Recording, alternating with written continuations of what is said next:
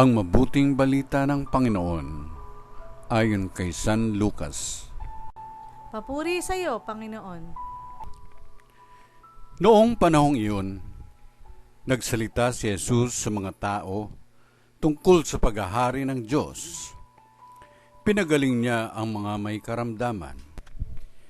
Nang dumidilim na'y nilapitan siya ng 12 at sinabi sa kanya, "Paalisin na po ninyo ang mga tao nang makaparoon sila sa mga nayon sa kabukiran sa paligid upang humanap ng makakain at matutuluyan."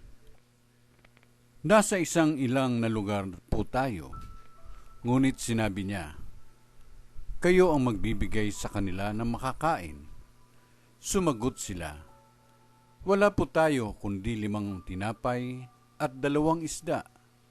Kaya kailangan bumili kami ng pagkain para sa mga taong ito." May 5,000 lalaki ang naroon, ngunit sinabi niya sa kanyang mga alagad, "Paupuin ninyo sila ng pulupulutong na tig-50." Gayon nga ang ginawa nila. Pinaupo ang lahat. Kinuha ni Jesus ang 5 tinapay at 2 isda. Tumingala sa langit at nagpasalamat sa Diyos. Pinaghati-hati niya ang mga ito at ibinigay sa kanyang mga alagad upang ipamahagi sa mga tao. Nakakain ang lahat at nabusog.